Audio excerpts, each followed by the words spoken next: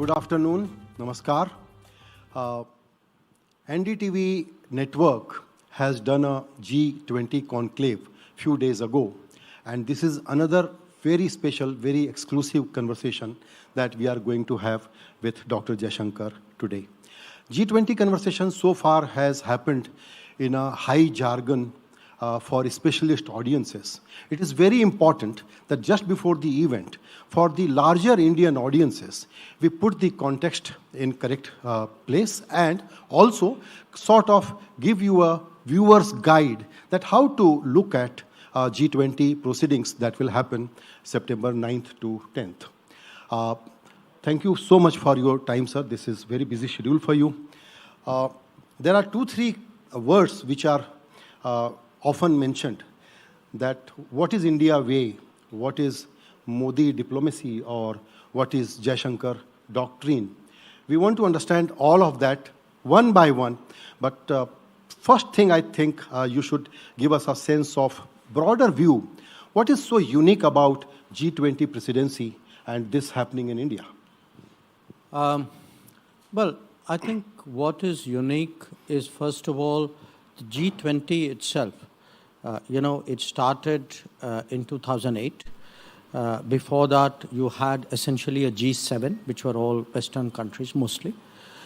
And after the 2008 global financial crisis, those countries realized that they needed more countries, developing countries, a broader group to deal with the challenges of the world. Now, it started with a very narrow mandate. Every year, more problems came, so the mandate kept getting bigger. But this year, it is special for 2 reasons. One, the world today in 2023 is a far more complicated place than it has been for a long time. And the reasons for it, I think everybody would know. We've had once-in-a-century pandemic, whose impact on the economy, on societies, on social fabric, on employment, on logistics has been horrific. We are still experiencing the impact of an ongoing conflict. And because we are today more globalized, a conflict which is taking place in Europe is having an energy impact, a food impact, a fertilizer impact, an inflation impact on the world. There are concerns with like debt, trade disruptions. There are worries about climate events which are happening with more and more frequency, and big climate events which have big economic consequences. So if you look at the state of the world is far more difficult, more complicated, more worrisome than it has been for a long time. So that's one reason why it is different. The second reason is, in such a situation, who can step forward and try to find a middle ground? Because as you can see, there are 2 big divides in the world today. One is what you can call the East-West divide, and the other is the North-South divide. So which country is in a position today to address both divides, to help find a common ground, help search for a solution? And such a country, should not be neutral. It should also be a country that commands respect, which has had achievements to its own credit, which has something to show to the north, to the south, to the east, to the west. And that country happens to be India.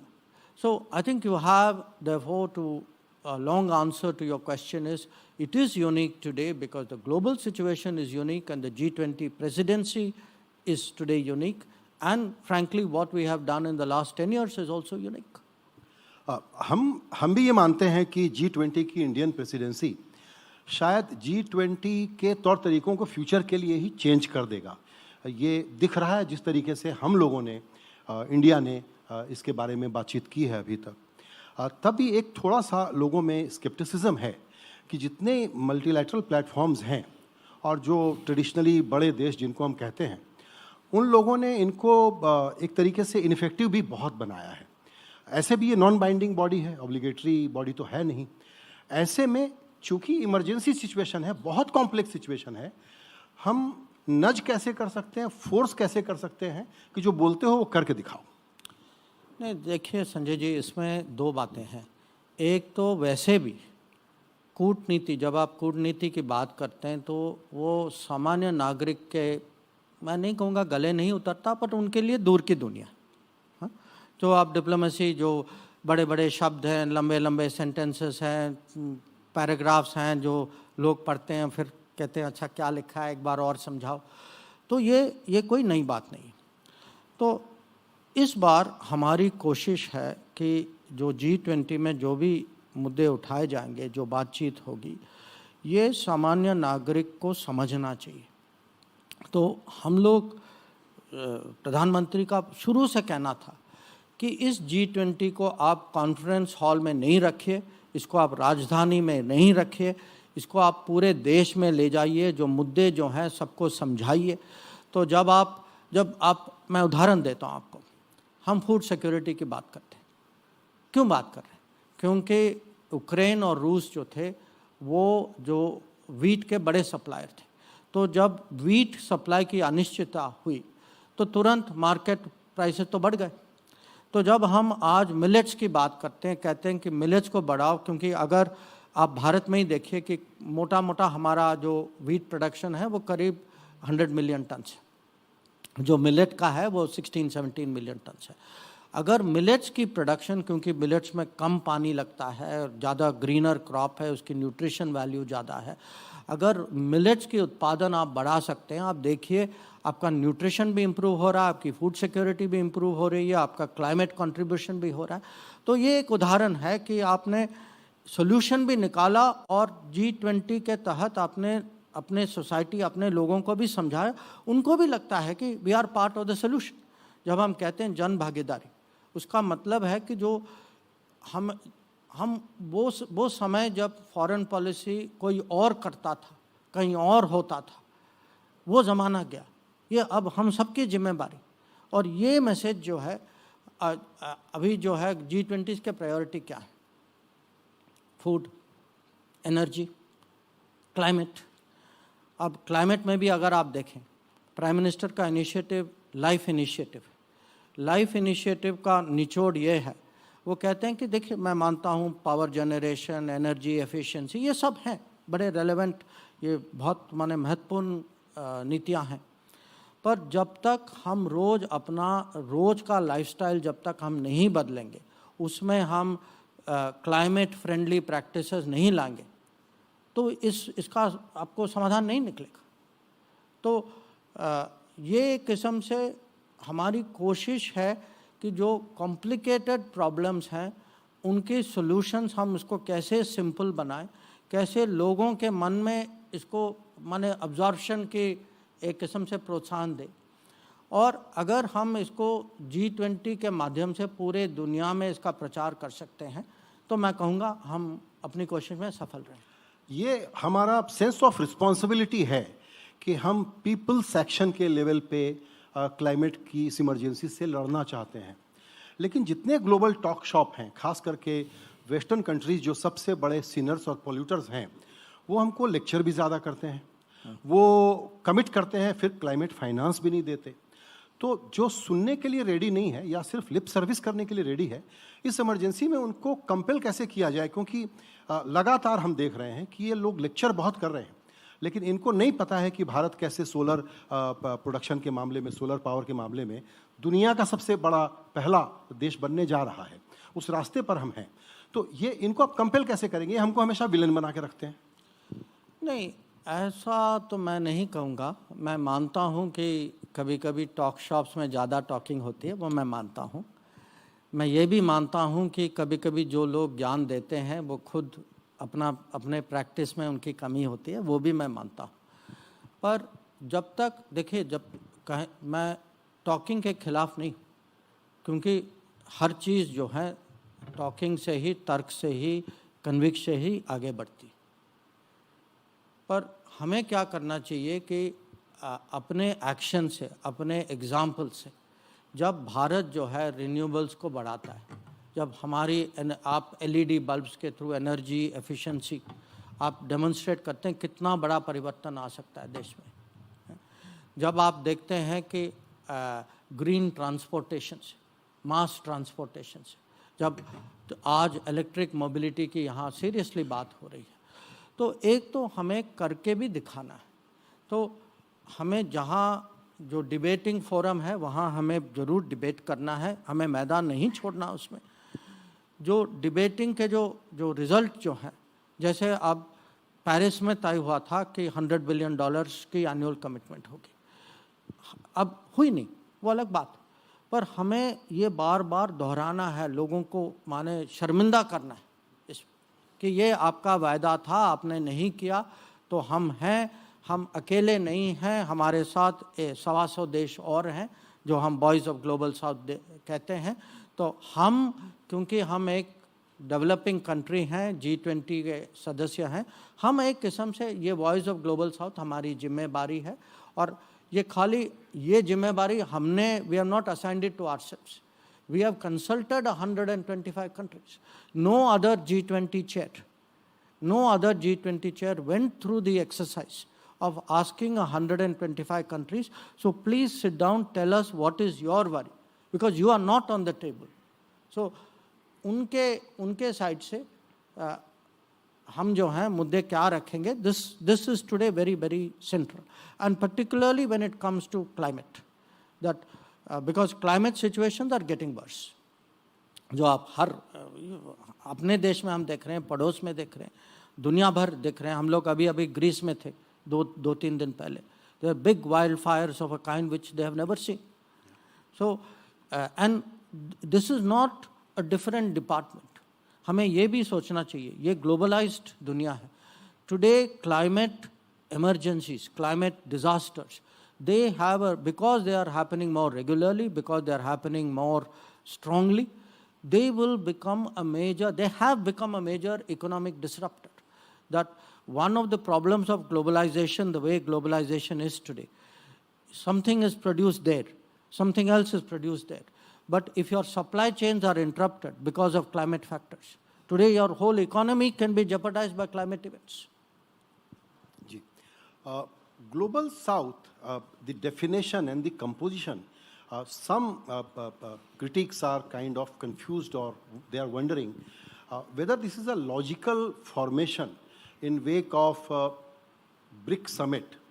China is also expanding. G20, you want to make it the global economic cooperation platform as a main platform, besides other multilateral institutions. So how do we hope that Global South will be a force to reckon with, and Global North will actually engage and get the sense of responsibility that we want to see in them?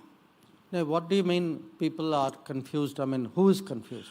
Because it is not developing countries only. There are many developed countries with cross interests like China. No, see, those who are Global South know inside that they are Global South. China. Let me repeat. Those who are really Global South know really inside that they are Global South. Why do they know? Because at the end of the day, Global South is partly a reflection of development, obviously a reflection of income, a reflection of history, you know, what happened to them 100 years ago, 200 years ago. But at the end of the day, Global South is a place in the heart. You have to behave like Global South to be part of Global South. So people will judge. Anybody can say we are Global South. Question is, do you behave like Global South? And by Global South, to me, Global South is a country which is in the middle of its the vaccine program, that while we are vaccinating our own people, we are willing to share with others. We are a Global South are those who, whatever their limited resources, they will do things for other countries, because there is that feeling today that we are you know, part of a family, that your problems are my problems. So I would say Global South to me is partly income, partly mindset, partly heart, partly performance on the ground. So if you look today at India, people do say, I have been to other countries where what we did during COVID has, even today people remember it. Not governments remember it. People on the street remember it. True. That I've been to parts of Latin America where I've been stopped on the street by people who cannot, with whom even language is not common, but who will indicate in some form that they care at that time they were with us. So, to me, the issue, the challenge is this. Global South is also, there is a sense of solidarity and a conviction which will make you do it in an emergency. So, right. Who shares even limited resources is a very important thing. So, आपने Covid का जिक्र किया, तो ये जो पूरा public digital infrastructure है उस पर आप लोग काफ़ी एम्फेसिस दे रहे हैं. हम समझते हैं कि हमारे डिप्लोमेटिक आर्सेनल में ये एक बहुत बड़ा वीपन है जिसको हम यूज़ कर सकते हैं अपनी दोस्तियां बढ़ाने में.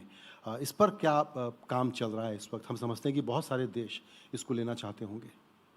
देखिए, जब मैं दौरे में जाता हूँ दुनिया भर, जब विदेश मंत्री जाते ही हैं बाहर, हमारा काम ही बाहर है, तो ये बात जो है मैं देख रहा हूँ पिछले सालों में बहुत सारे देश हमसे बात करते हैं कि वो तो उनके लिए एक आश्चर्यजनक भी है, पर उनको लगता है कि भाई हमें आप जो आपका एक्सपीरियंस है हमें भी बताइए. और जो बहुत सारे चीज़ जो हैं वो माने खाली भारत में नहीं होते. अब जो लीकेज जो हो रहा था, ये हमारे यहाँ लीकेज हो रहा था पहले, बट ये हाँ उनके यहाँ भी होता है. तो जब वो देखते हैं कि जैसे अब हम जो अनाज की डिस्ट्रीब्यूशन जो करते हैं या हेल्थ कवरेज जो होती है या हाउसिंग जो होता है, तो हमारे जो स्कीम्स जो हैं और जिस एफिशिएंसी से ये स्कीम्स जो होती हैं, जिस स्केल से ये स्कीम्स जो होती, उनके लिए एक किस्म से ये मैं कहूँगा उदाहरण भी है, पर उनको लगता है, उनको प्रोत्साहित भी करता है, ज़रूरत भी है, ज़रूरत है, पर उनको लगता है कि ये संभव है क्योंकि भारत ने करके दिखाया. तो हम जो हैं today we are actually in many ways, I would say it should come out right. I mean, in a way, example भी है, motivation भी है, solidarity भी है, और ये है कि in a way it's a new method of solving old problems. Right. That in many cases our delivery जो है, it is commensurate with that of the most developed parts of the world. So there is today a lot of interest in digital India, in digital based delivery. People look at the numbers. Okay. Let us take Anna Yojana, Pradhan Mantri Garib Kalyan Anna Yojana, food support program. Our food support program covers 800 million people. Yeah. Okay, 800 million people is twice the size of Europe. It's almost the size of entire Africa. Today, if you look at Jan Dhan covers 500 million people, 50 crores. Yeah. That is, 50 crores is half the size of Africa. True.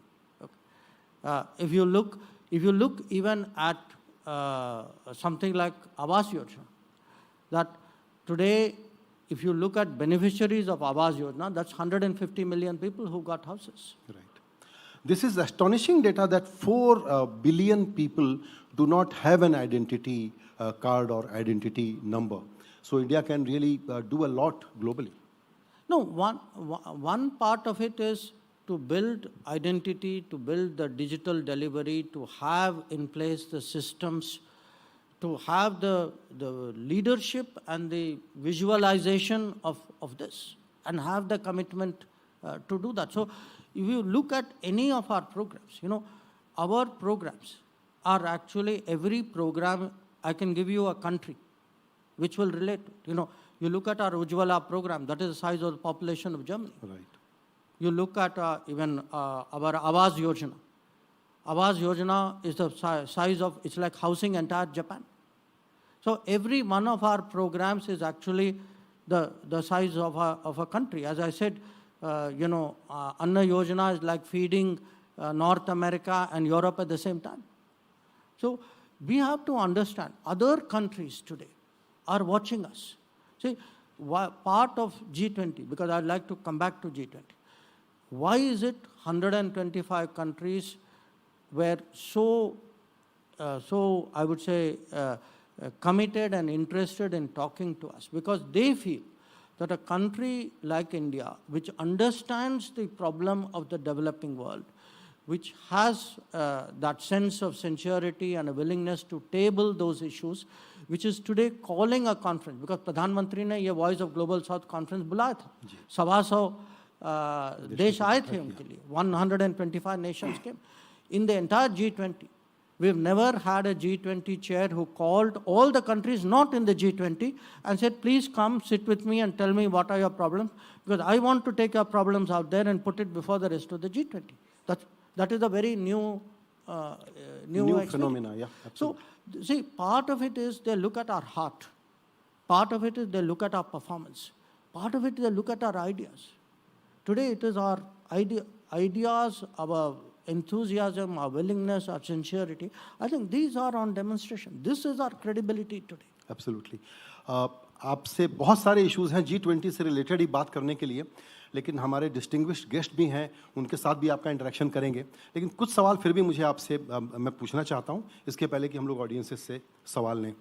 पहली चीज़ ये है कि जिस तरीके से G20 का अभी तक कन्वर्सेशन चला है, उसमें जॉइंट कम्युनिके कितना फिजिबल लगता है, खास करके तब जबकि ठीक इसके पहले चाइना फिर एक मैप रिलीज़ करके जिसको कहते हैं इरिटेशन खड़ा करना, वो कोशिश कर रहा है कि अक्साई चीन, अरुणाचल उसका पार्ट है.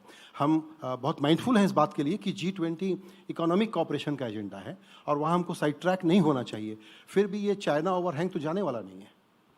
नहीं, देखिए ये अलग अलग विषय है और कुछ लोग जो हैं हमारे यहाँ एम्बेसडर्स भी हैं, तो मैं इनको इसलिए मैं इंग्लिश में मैं समझाना चाहता हूँ.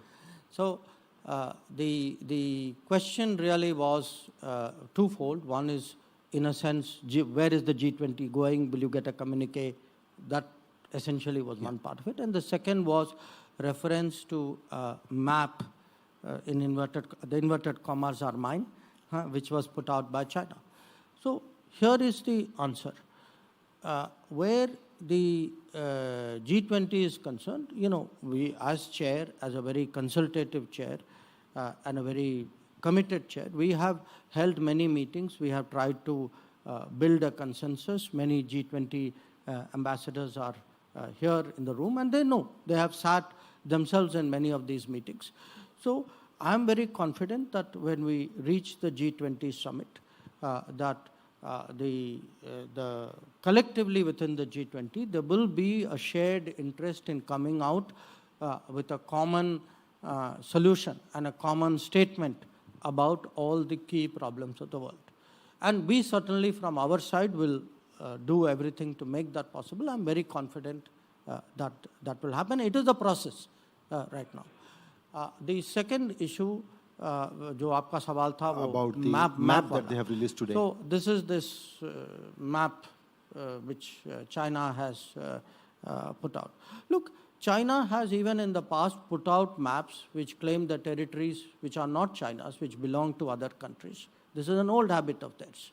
It is not something which is new. It started in the 1950s. So just by putting out a map claiming territories,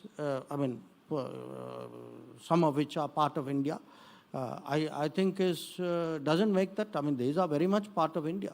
So I would say, but I would not relate the two countries. I think we are very clear. We are very clear what our territories are.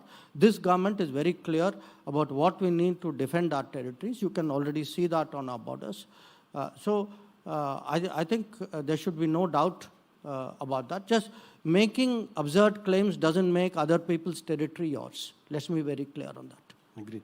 But then where does it put us in terms of the 1920 rounds of conversations that we had with them on disengagement? So what's happening on that? No, that's a different issue. That the disengagement talks are pertaining to the line of actual control. This is a map issue. I mean, this is not the first time they issued a map, as you know that they've been going. So I think there are two different issues. The disengagement talks, what is going on there. Are you hopeful? Which? About disengagement conversations, are you hopeful? I'm a person who spent a lifetime in diplomacy. Only hopeful and optimistic people come to diplomacy. So, there is no problem. There's no problem I believe we cannot solve. It is, and when I am representing in diplomacy 1.4 crore Indians, 140 crore Indians, I think there should be no doubt about that. Because, look, as a nation of 1.4 billion people today, we have a weight in the world. We have an influence in the world. We stand for something. So it isn't just, you raise it in the context of the boundary issues. But I go back to your G20 question. People look at us and say, here is a country, 1.4 billion people, 140 crore Indians. When they have done things, there was a time where say, what we have done for developing world, it has an impact. I think today, not only for the developing world, a lot of what we have done in digital, I think today is also an example for the developed world.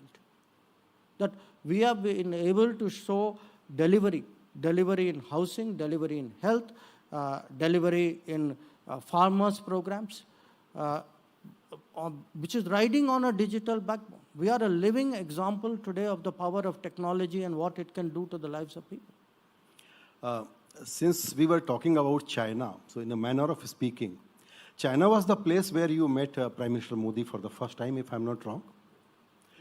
And you mentioned about your career as diplomat. We all are curious, and this question is being posed to you every time, but still we also want to know in a little more deeper manner. How does he work on the subjects like foreign policy? And what is different about PM Modi, because you have worked with many other prime ministers? How does he work on foreign policy? He has a lot of interest, I must tell you. And not just now. I first met him in 2011.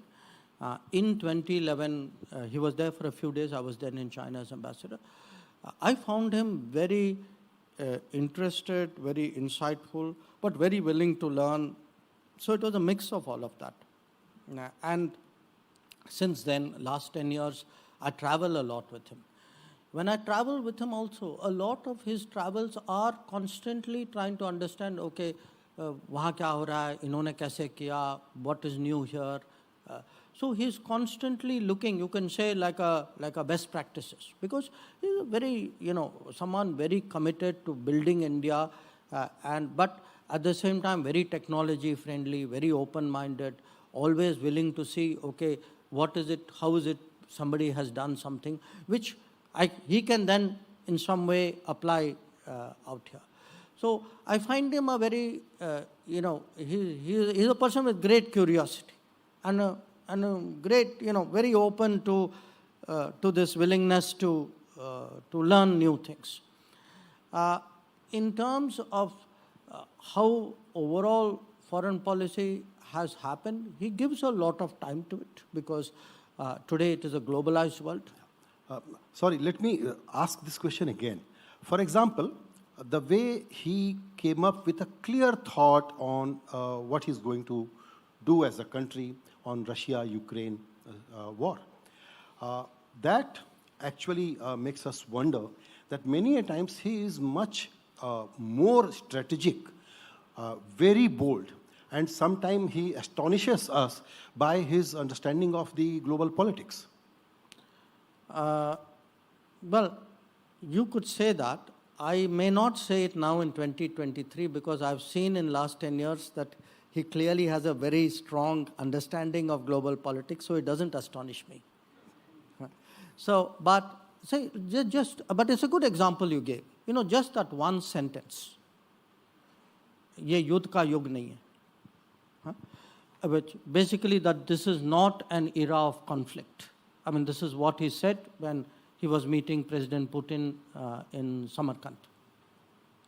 I mentioned to you because, in a way, if I were to take a single sentence of global sentiment, see, global sentiment today does not envisage conflict or war as a solution because it has so many consequences for everybody's life.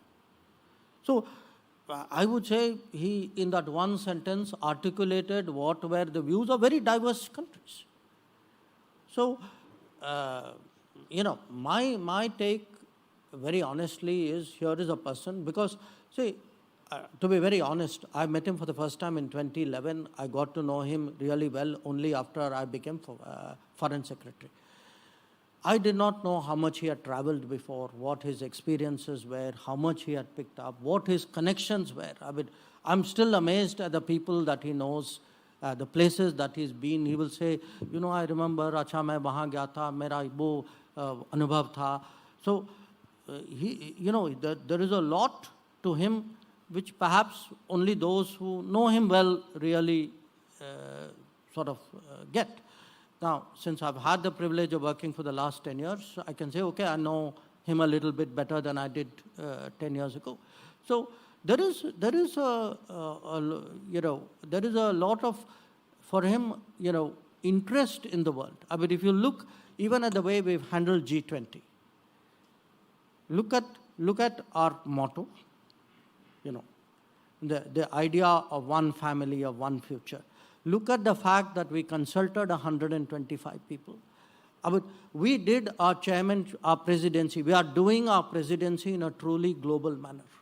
That today you actually have someone who's thought this through and said, when I go out there, I'm not only speaking for 1.4 billion Indians, but I'm also speaking for 125 other countries because they're not on the table and they need somebody to speak for them. नहीं, G20 का तो जो scale है वो बिल्कुल ही बदल गया है और आने वाली जो प्रेसिडेंसीज होंगी अलग अलग देशों के पास उनको मैच करना पड़ेगा, ये भी एक चैलेंज होगा.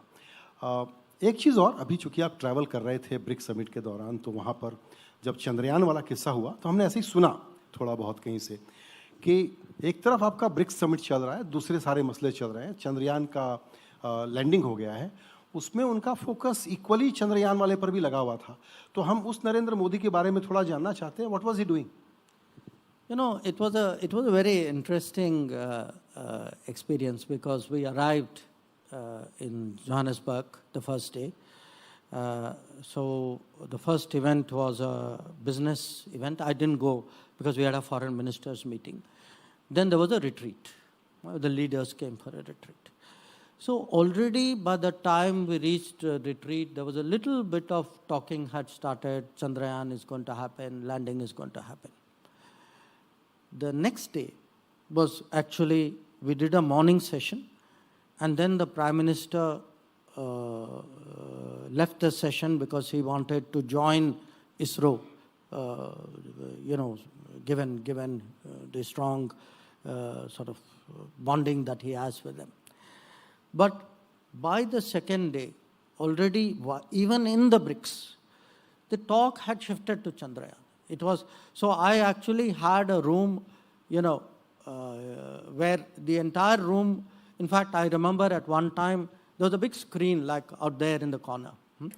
So it was very difficult to talk without being distracted by the screen, because screen was, so at some stage, the Prime Minister, the President of South Africa said, Foreign Minister, you look like the Chandrayaan is up there. You keep looking up there. So I think it had got into people's imagination and attention.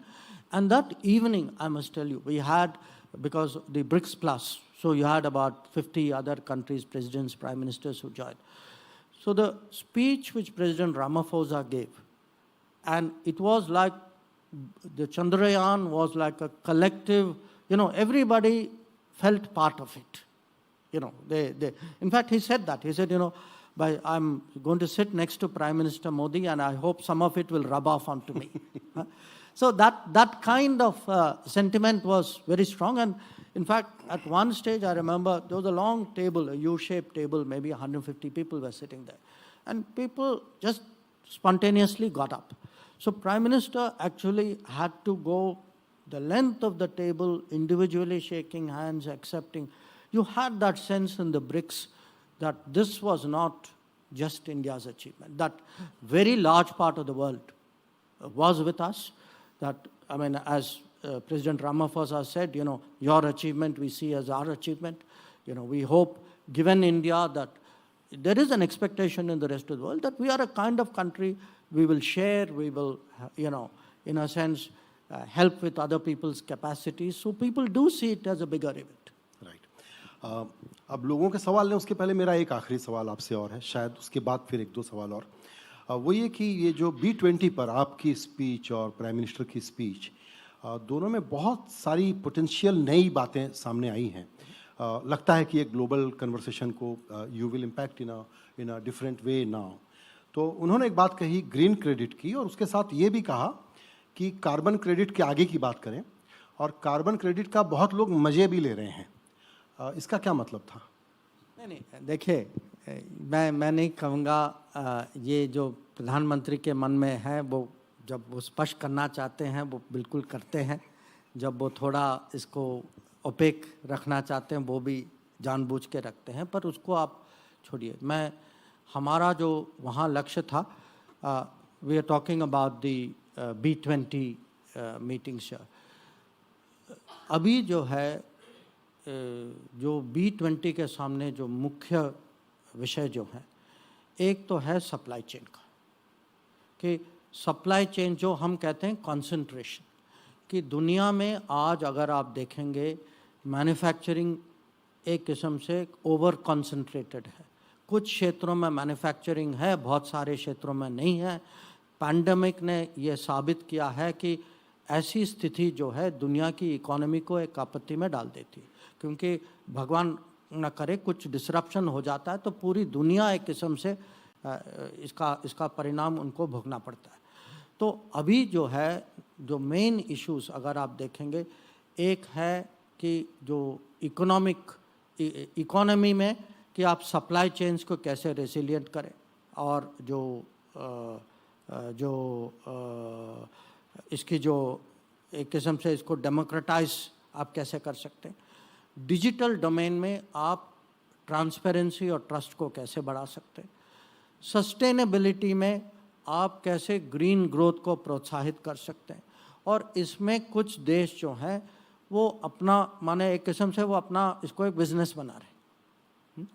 और जो सचमुच जो green growth जो होना चाहिए, और ये हमारी पुरानी शिकायत है, और खाली हमारी नहीं है, पूरी विकासशील दुनिया की शिकायत है कि अगर आप देखें पेरिस में जो कमिटमेंट हुआ कि हर साल आप कम से कम $100 बिलियन देंगे। अब हम सब जानते हैं कि परफॉर्मेंस आप देखिए कि वहाँ तो कमिटमेंट सब ने दे दिया, और उसके बाद बहुत क्रिएटिव अकाउंटिंग हो रहा था कि भाई ये भी डालो वो भी डालो, कहीं ना कहीं किसी तरीके से हम 100 तक पहुँच जाए। तो ये तो उनका मुझे लगता है कि ओवरऑल हमारी मैसेजिंग थी कि G20 को ग्लोबल साउथ के जो विषय जो हैं उन पे बल देना चाहिए। जब तक debt, trade, investment flow, transparent connectivity, digital equity, gender gaps की सॉल्यूशन, सस्टेनेबल लाइफस्टाइल, ये हैं विषय। तो इन सब का सॉल्यूशन निकलना चाहिए। और अगर G20 जैसे ग्रुपिंग जो दुनिया के सबसे शक्तिशाली 20 देश हैं, अगर वो इसको लीड नहीं दे पाएंगे तो कौन देगा? बिल्कुल बिल्कुल। अब हम लेते हैं कुछ ऑडियंसेस के सवाल। Over to Priyansh. Thanks very much, sir. Thanks, sir, for answering those questions. The first question is by Ambassador Philip Green, Australia's High Commissioner to India. Thanks very much, sir, for joining us. Thank you, ma'am. And let me first say Minister, how much I agree with your comments about your chairing of the G20. It's been very ambitious, but also designed to listen carefully and to bring consensus. As you know, sir, I am new in your country, and one of the ways I'm trying to learn about your country is to read your book, The India Way. All right. I can suggest better ways. But If I may quote from your book, you write, "The India of the Mahabharata era was also multipolar, with its leading powers balancing each other. But once competition between its two major poles could not be contained, others perforce had to take sides." Are we approaching a similar time in our world? And would India be ready to take sides? I hope not, meaning I hope not to the first part of the question, which is I hope we are not approaching such a situation. I actually think we're not approaching such a situation. I think the world is getting more multipolar. If I were to give you India's own example, a few decades ago, but not so long ago actually, we would be, say, number 10 hierarchically in terms of the nominal size of our economy. Today we are number 5. So the fact that in fact a G7 today has yielded place to G20 itself tells you the world is becoming more multipolar. So I don't think today global decisions are any more a prerogative of a small group, nor are they a prerogative of 2 countries. Okay? So yes, I accept that in the world there is, a particular country is number 1 in terms of size and influence, another country may be number 2.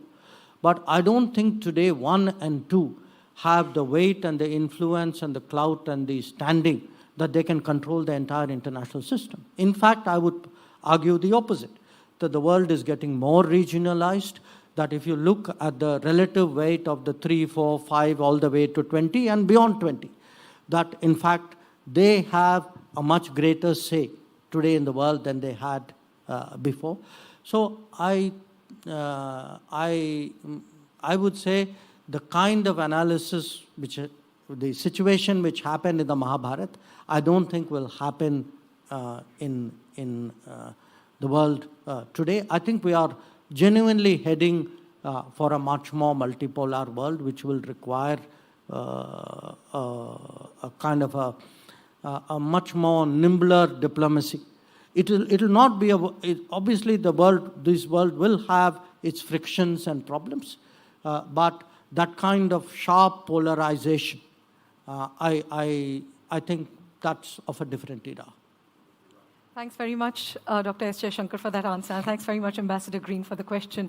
Our next question is by Lieutenant General Satish Suha, the former Chief of Integrated Defence Staff. Over to you, sir. Thank you. Good evening, sir, and thank you very much for a very excellent, decoding.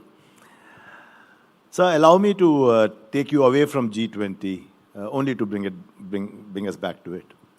The United Nations Security Council reforms seem to be a distant dream.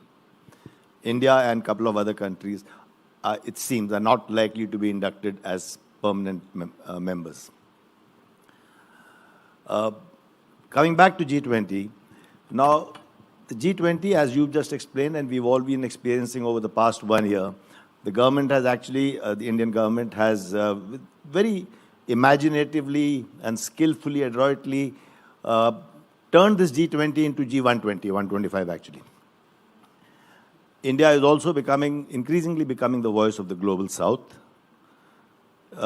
Is there a likelihood of the G20 gaining importance at the expense of United Nations, which is getting increasingly marginalized anyway, even if I'm overstating it?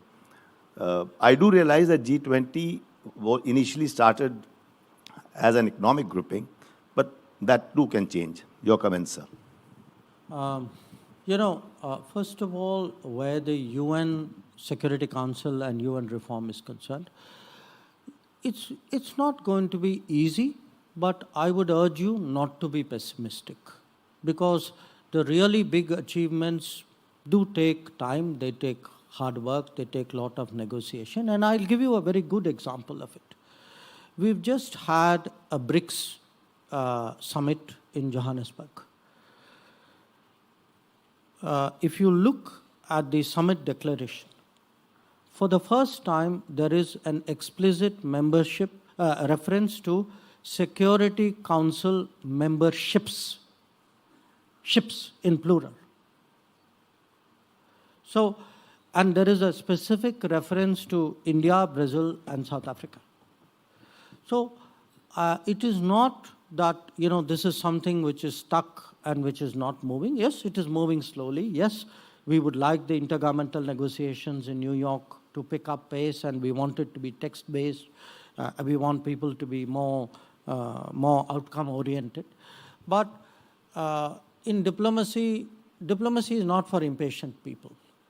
It's something you have to plug away and keep plugging away. It's in some ways almost as patient as the army. So, but the question about G20, what we are seeing, unfortunately, in many ways, is a gridlock in the Security Council on some issues. Even before the Ukraine conflict started, we actually felt that the Security Council no longer authentically represented the entirety of the membership. I mean, if what I can say today, the most populous country of the world is not there, if Africa, 54 nations of Africa are not there, if Latin America is not there, if, so there are, the fact that it's anachronistic is very visible. So today, I think that pressure for change, because that pressure for change was also visible even at the BRICS, which is why you are now beginning to see the evolution of positions out there.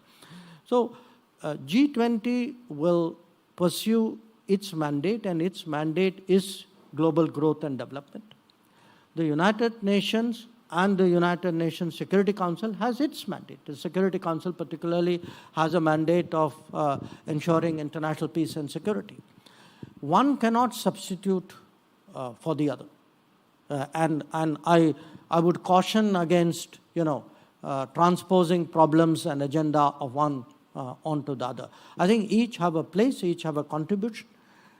They need to do that. You cannot fix the UN by saying, let's go and do the job elsewhere. That will not fix the UN. It will actually make for a weak and increasingly ineffective UN, which is the direction in which we see it going right now. So at some stage, I think the members of the UN themselves have to wake up to the realization that the longer they put off reforms, the less representative the Security Council is. Frankly, the less the credibility of the UN would be. People will then go and do things outside the UN. Not necessarily in the G20, they'll go and do it in other ways as well outside the UN. Thanks very much, sir, for that. And we also have a leading business voice of the country. Mr. Gaurav Dalmia is among us, who's the chairperson of the Dalmia Group Holdings. So over to you for your question. So may I step away from diplomacy to commercial aspects of globalization? Last year, China's exports fell by 22%. And we're all betting on China plus one kind of uptick for India. India's manufacturing exports fell by 12% as well during that same period. So a bunch of businessmen who discuss global macro, were wondering what the solution to this is. Obviously, domestic productivity is one, more FTAs maybe another. What recipe do you see for India to be a much bigger player in the global supply chain? I'm not questioning your figures, but like any figures, I think it's very important to drill down and draw the right conclusions. I don't think India should be depicted as a China plus one. I don't think you're being fair to yourself. I would say countries will invest in India, we ourselves will invest in India when we actually show our capability, our competitiveness. We create the infrastructure, we have the human skills, we have the institutional basis to become a modern economy which is contributing more to the global economy. And that is essentially what we've been trying to do for the last decade. Because what quite honestly happened earlier was it was almost as though we had given up on manufacturing. You know, you had this narrative which said, oh, we're great on services, which was a cop-out, very frankly, of manufacturing capability. Now, in the last decade, you've seen a different direction. You've seen a conscious effort at creating the requisite infrastructure, which is articulated in the Gati Shakti initiative. You have seen developments like the performance production-linked incentives. The idea is to get world-class business into India. You have seen a recapitalization of banks and a credit support policy to business. And you've seen an overall easier to make it do business climate, which frankly contrasted with what at that time was an unspoken making it harder to do business climate. So this, you know, the world will come to India, not because India is a China plus one, but because India has the capacities and the capability, the international credibility and the capability which will make us a good destination, and I think that is happening. Now, obviously there will be geopolitics in play, and the geopolitics will make a lot of international businesses hedge more. But I think it's important for us not to be complicit, to continue the path which we have done since 2014, to find ways of today growing manufacturing in this country, because at the end of the day, this is pro-employment policy. You cannot give jobs to people if you do not have expanded manufacturing in this country. And those who claim to, you know, have to be pro-poor, when you look at what they were doing with industrialization and manufacturing and infrastructure, I think you could see what the disconnect was out there. So today, I do feel there is a big opportunity for us, because why is the opportunity? One, the world wants more supply chains. It wants redundant, resilient, reliable supply chains. The world does not want to see concentrated manufacturing in limited geographies. The world wants to see trust and transparency when it comes to digital business. The world wants business to be business. It's sensitive about, you know, how business is handled politically by various states. I think all those things work in our favor today. So we have this opportunity before us, but that opportunity will not realize itself automatically. You know, that would be a big mistake on our part, which we are fortunately not making. I think today we are trying to take full advantage of this. And if you look, whether it is starting with, you know, the quality, the human indices, the literacy, the skills, the digital, the manufacturing, the easier to do business, the easier for living. All these are part of a total package which will make us a stronger industrial power. That's the direction that we're going. Thanks very much, sir, for that. Sir, here I want to push a bit on this point.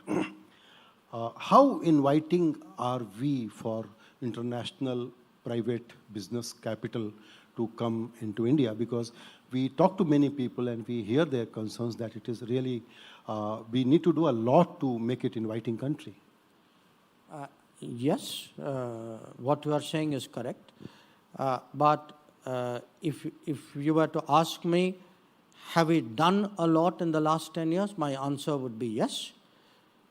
Do we have to do more in the next 10 years? My answer would be yes. If you say in the past, you know, could we have done better? I think there were real, you know, mistakes and shortcomings on our part. Now, from 14, we have started in many cases, especially on the economic field. We have started to rectify, you know, policies which made it hard for people to not just to manufacture in this country, to employ in this country. People often put this in terms of business. I also put it to you, to me, business and employment are two sides of the same coin. The people who are blocking infrastructure, people who are blocking business, were also people who are blocking employment in this country.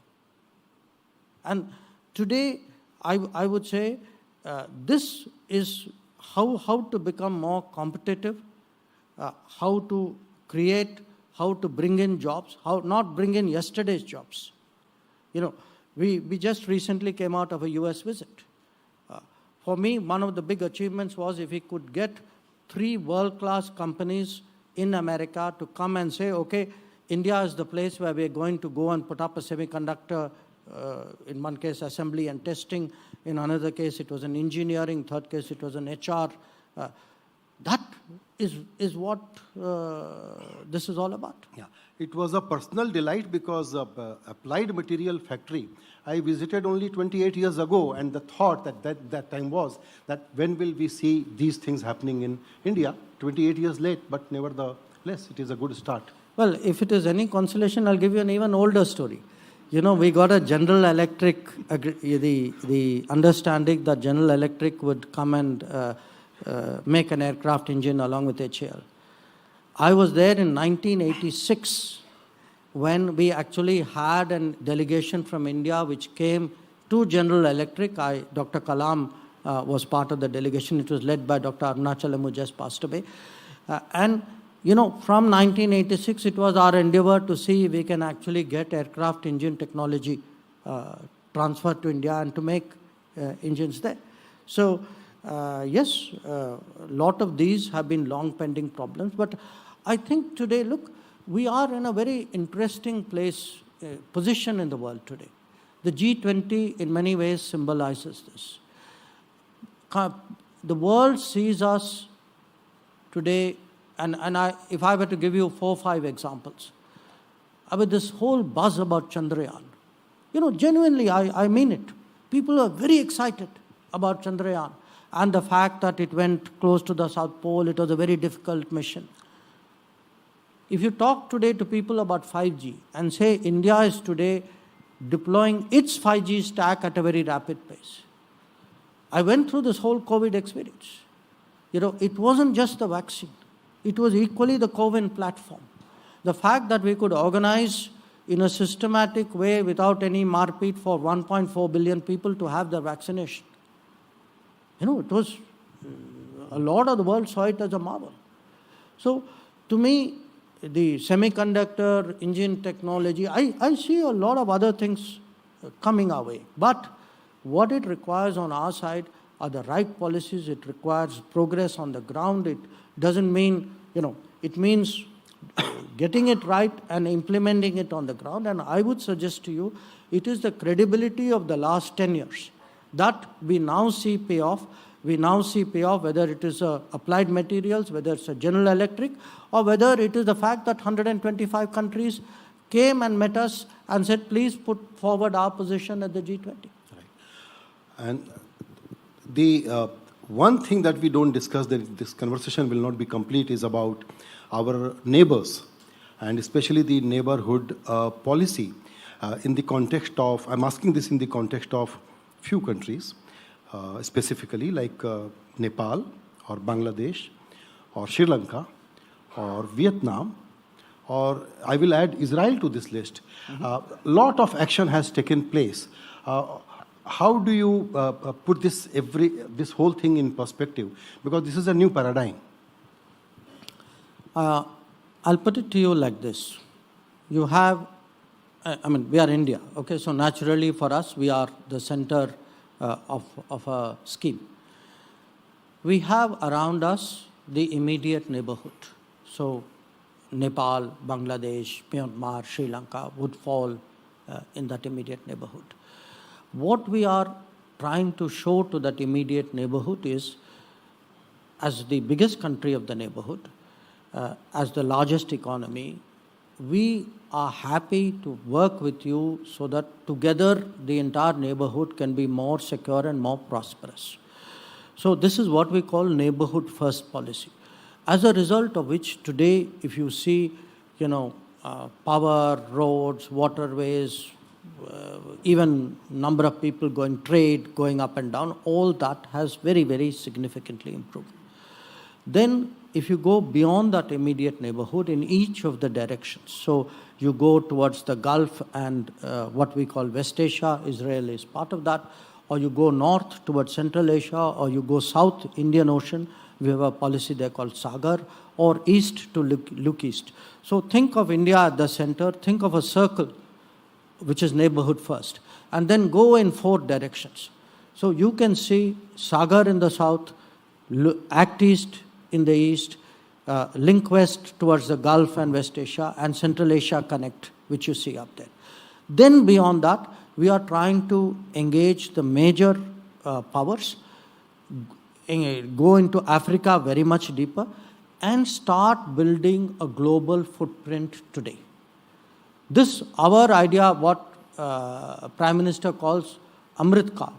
In Amrit Kal, in that 25 years, we should not only be a developed country, we should also be a global polity. And to do that, it will take 25 years of preparation. So if you look today at Latin America, you look, I mean, in fact, just think of it. Prime Minister was recently in Pacific Islands. Papua New Guinea गए थे, आपको याद होगा. Or you see today, you know, our activities in Latin America or Central America. Or you look at Mongolia, or you look, we do a Nordic summit.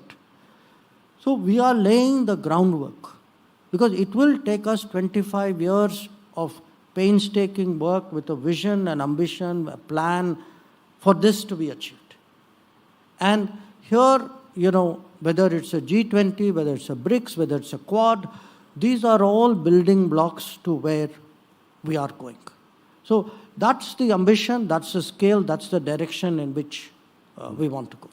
आप लोगों का middle east agenda भी काफ़ी बिजी और काफ़ी active है, और हम समझते हैं कि ये भी काम वर्क इन प्रोग्रेस था जो पहले होना चाहिए था.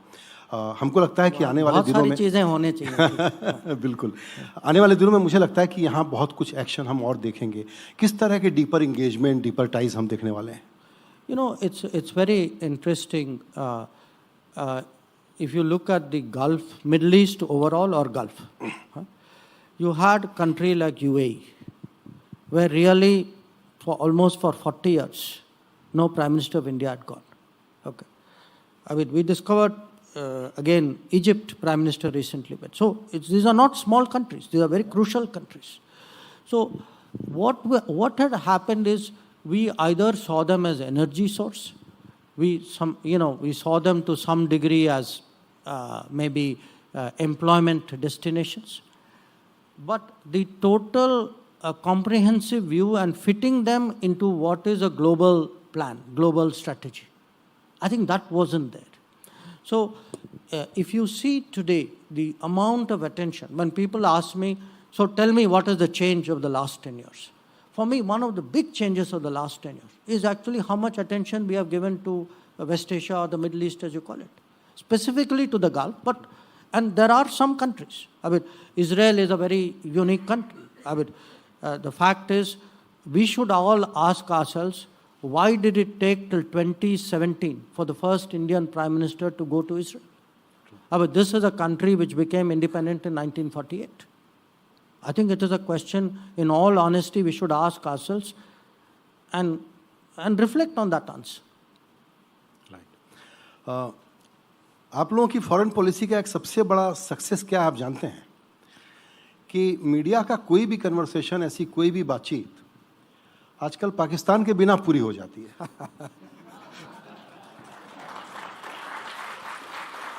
लेकिन हम लोग हैं मिस्चीवियस लोग. मैंने सोचा कि आप रुकने वाले हैं उसके बाद. मैंने सोचा था कि एक्चुअली कि पूछूं कि ना पूछूं, लेकिन थोड़ा मिस्चीफ तो बनता है. तो अभी हम 13 अगस्त को श्रीनगर में थे, लेफ्टिनेंट गवर्नर मनोज सिन्हा से बात कर रहे थे, तो वहाँ एक नारा लग रहा था कि आर हो या पार कश्मीर हमारा है. तो मैंने, गवर्नर उसको लीड कर रहे थे, तो मैंने उनसे पूछा कि ये नारा आपकी रैली में लगा है, तो क्या कहते हैं आप? तो बोला, मैं नहीं कहूँगा, ये विषय विदेश मंत्रालय का है. तो ओवर टू यू. नहीं, देखिए ऐसा है एक तो जो आपने कहा कि आजकल अगर पाकिस्तान की बात जो है कम हो रही है, तो इसको मैं क्या कहूँ, एक किस्म से you can say it is a verdict of the market. I mean losing stock में कौन बात करता है? तो और जो कश्मीर की जो बात कर रहे हैं, देखिए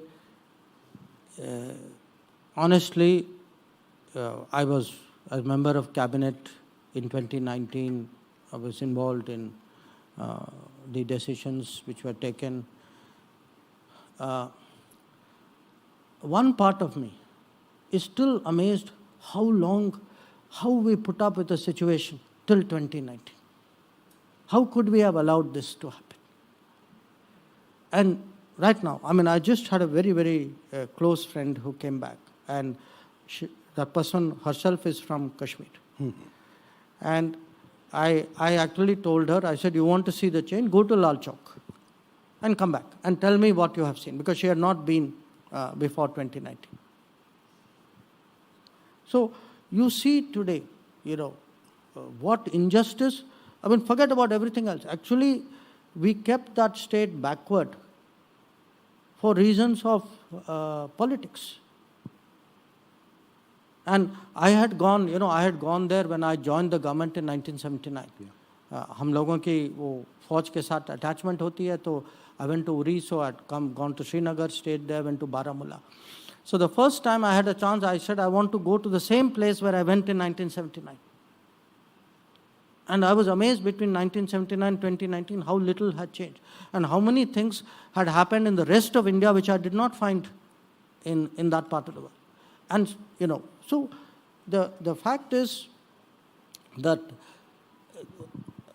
for me, from a foreign policy perspective, I saw how the rest of the world used this issue to pressurize us, to damage us, to tighten us when they wanted. And I would say, certainly in these 5 years, if people ask me list some key achievements, I certainly would put how we countered COVID as one of the key achievements. But I would say the article, what we did with Article 370, I would definitely put it, because I think it has long-term, benefits, and the rest of the world. Today when I go around the world, I mean, everybody sort of accepts it.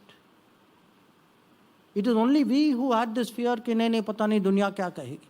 आपने एक बार कुछ मन बना लिया, दुनिया understood exactly what you were about. बिल्कुल, ये आपने सही कहा कि हम लोग दुनिया क्या कहेगी, शुभ शुभ बोलना चाहिए, उस तरह की डिप्लोमेसी को बहुत वक्त तक परस्यू करते रहे. तो क्या अभी हम कह सकते हैं कि जो नॉन अलाइंड मूवमेंट वाली माइंडसेट थी, जो माइंडसेट था, उससे हट करके हम बिल्कुल ही इंडिपेंडेंट उस तरह की पॉलिसी पर आ गए हैं, जहां अमेरिका जहां डिफेंसिव है, जहां चाइना आगे बढ़ रहा है, वो जो भी करे, लेकिन हमारी पॉलिटिक्स बड़ी साफ है. और अब ऐसा नहीं होगा जो आपने अभी बताया कि पाकिस्तान के मसले में पिन प्रिक करते रहते थे, डैमेज करते रहते थे, लेकिन उन्हीं लोगों से हमारी दोस्तियां भी बहुत हैं. उनको समझ में आ गया वो शरारतें बंद कर देंगे क्या, क्योंकि कभी कनाडा से कुछ खबर आ जाती है, कभी यूके से कुछ खबर आ जाती है. नहीं, देखिए, माने पॉलिटिक्स हर जगह बहुत कॉम्पिटिटिव होती है. इंटरनेशनल पॉलिटिक्स तो सुपर कॉम्पिटिटिव होती है. तो इसमें जो है, अगर आपकी कोई कमज़ोरी हो तो आपके दोस्त भी उसका उपयोग करते हैं. ये हकीकत तो ये है.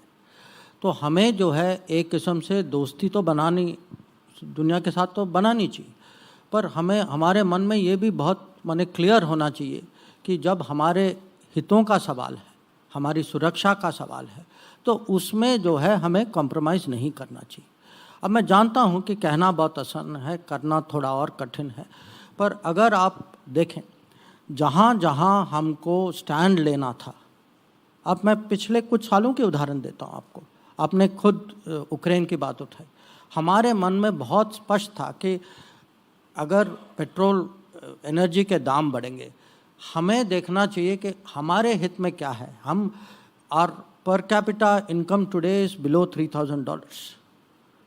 I cannot unnecessarily, I should not expose our people to an inflation due to petrol hike if I can find a better solution. So, for me as foreign minister, I had very clear directions from Prime Minister that you will take whatever stand which is best for India, and if that meant making it clear that we will follow a certain energy policy, we did. Same thing I would say with Kashmir. That when 370 happened, I traveled around the world explaining to people what 370 was about. I said, first of all, please see, kaha wahan temporary. I mean, which part of the word temporary don't you understand? So, once you explain to people that, this is our interest, this is our position, hum ye karenge. Dekhiye, today we are still, we are a nation of 1.4 billion people. We are fifth largest economy. You take a stand, you say it confidently, people accept it.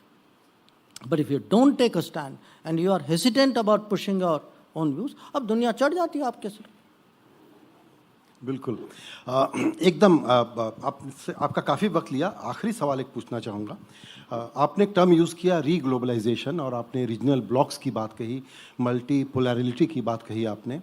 तो जिस globalisation को हम जैसे जानते थे, मान लीजिए कि वो डेड है, और अब जिस तरह का रीजनल इंटरेस्ट क्रिएट हो रहा है उसमें एक फिक्र, चूँकि हम सब लोग डिजिटल एज में हैं, तो ये है कि अब ये हमारा इंटरनेट भी जो है वो शायद स्प्लिंटरनेट हो जाए, डेमोक्रेटिक वर्ल्ड का एक इंटरनेट हो जाए, चाइना जैसे देश का एक हो जाए. इसके दोनों साइड से आर्गुमेंट हो सकता है. एक larger picture with your experience and you are navigating most complicated things currently, what kind of world we are going to see? Multipolar, that means that broken world actually. You see, that word broken is a very loaded word. Because would you like to be united and under somebody else's control? Or would you like to be broken in inverted commas and have freedom of action? To me, it's not a broken world. It is, see, what is today one of the big problems? Because this is a problem that COVID brought out to us very clearly. That there is over-concentration. You know, when COVID happened, forget about ventilators and PPEs, even masks and gloves. Everybody found you had to go to one country and put orders, and prices went up 5 times, 10 times, 15 times. Now, COVID taught us that tomorrow something else can happen. Some other pandemic can happen, conflict can happen, climate event can happen. In any, think of the world as a business. In any business, would you depend on one supplier? There are rules in this country. In fact, in most democratic economies, saying, what are called antitrust. Kisi ki monopoly nahi honi chahiye. One company should not run all the businesses. You have a antitrust at home, but you will allow in the world economy, a single source or a single geography to control most things. True. It doesn't make any sense to me. It's actually very dangerous. So, what is the lesson from COVID? The lesson from COVID is, please diversify production, have more centers, have more supply chains, have more transparent supply chains. So, when I say, and I give you, one part of it is this concentration. The other part, if you look during COVID, there were countries which stocked 8 times the population of that country in terms of vaccines. 8 times. And next to it were countries who did not get 1 vial of vaccine. How can you allow that in this day and age? So, it is important today. हम सब Africa की बात करते हैं. You want to help Africa, help them build health capacities. Why is it? Why is it took a country like India? I've been to, I'm अगल-बगल की बात नहीं कर रहा, not a neighborhood of India. In the Caribbean, why should countries in Caribbean get their first vaccine from India? Why did they not get it from Europe and from North America? They are much closer. They had more vaccines. So, look, today this old model of globalization benefited limited number of companies, limited number of countries. It created a global business which was controlled by few people. To me, it was fundamentally anti-democratic. It was anti-democratic. The global risks were very high. The COVID showed that. I think today, if you ask people in Africa or Latin America or Asia, people want to be more in control of their lives. The next time there is a crisis, I don't want to depend on some other country and say, Acha, will he give me or not give me? I want to have some basic capacities at hand. I can give you the opposite also. You know, today, one reason, if you go to the Gulf, every Gulf country remembers one thing about us. Is desh mein lockdown tha, but we did not stop food supplies to the Gulf. Every Gulf country remembers this. So, I would say, I'm not in denial of globalization. Ye hakikat hai, you cannot reverse it. But unfair globalization, concentrated globalization, that is something which I think we should first put it into the talk shop, as you say. प्रचार करना चाहिए, get people लोगों को जागृत करना चाहिए. Exactly. तो ये जो आपने कहा, ठीक है, आप विदेश मंत्री हैं और आपकी अपनी एक लैंग्वेज है या टर्मिनोलॉजी है.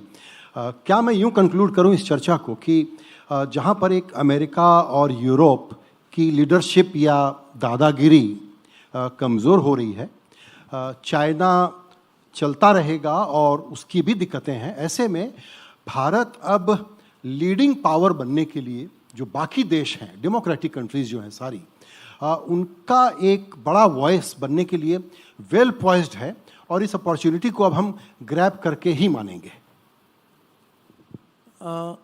नहीं, एक तो मुझे खुशी हुई कि आपने ये शब्द लीडिंग पावर का प्रयोग किया, क्योंकि मुझे लगता है कि हमें भी एम्बिशियस होना चाहिए. No, after all we are a old civilization, we are 1/6 of humanity, as I said, 5th largest economy, likely to be 3rd. So there is a lot. There is nothing wrong in being ambitious. But ambitious should be backed by performance. And today people say, हमारी चर्चा जो है G20 से शुरू हुई. Why did 125 countries agree to meet us very quickly and say, okay, please, this is what we want you to put? Because we have credibility today. We are not just the country in the middle. Yes, there is an east-west and there's a north-south. But this India, which is today bridging east-west and north-south, also commands respect due to what we have achieved over the last 10 years. It could be digital, it could be COVID, it could be, innovation, startup. So I think there is a lot that we have going for us, and my sense is that there is a lot that मुझे जो वहाँ अभी भी याद है जो राष्ट्रपति Ramaphosa ने कहा, that this is not only India's achievement. All of us today are feeling that Chandrayaan up there is also ours. I think there are very few countries, other people's spaceships went up. I don't know if anybody else evoked the same sentiment that we did. Right. Since you observed that word, I noticed that word, leading power. So conventionally, people have used the word superpower. Do you think great power in the context of India is a better word? I would say, देखिए बहुत सोच समझ के we arrived at a certain formulation. So I think leading power. See, that era of superpower, I think, is over. I'm more fascinated with great power. Okay, we will continue this debate some other time. Thank you so much sir. आप अभी बहुत busy हैं, मुझे पता है, लेकिन देश में इस वक्त G20 का ये जो आयोजन हो रहा है उसमें हमारे कुछ मेहमान यहाँ, देशी मेहमान, विदेशी मेहमान. वादा आपका ये था कि पूरी बातचीत हिंदी में करेंगे, लेकिन थोड़ी सी अंग्रेज़ी, थोड़ी सी हिंदी में ये बातचीत हुई. सारा आइडिया ये था कि NDTV प्लेटफॉर्म, जिस पर कि विदेश नीति का कवरेज ऐसे भी बहुत ज़्यादा होता है, उसमें हम लोग इस कन्वर्सेशन को इंडियन ऑडियंसेस के लिए और हमारी ग्लोबल ऑडियंसेस के लिए ऐसा एक्सेसिबल बनाएं कि ये समझ में आए कि G20 इस वक्त सिर्फ एक और इवेंट नहीं है जो एनुअल इवेंट होता है दुनिया भर के देशों के कैलेंडर का. ये शायद एक ट्रांसफॉर्मेशनल मोमेंट है और 9-10 सितंबर को जाहिर है कि इसके आउटकम से हमको उसकी जानकारी मिलेगी। आपने वक्त निकाला, आपका बहुत शुक्रिया and thank you all. Thank you.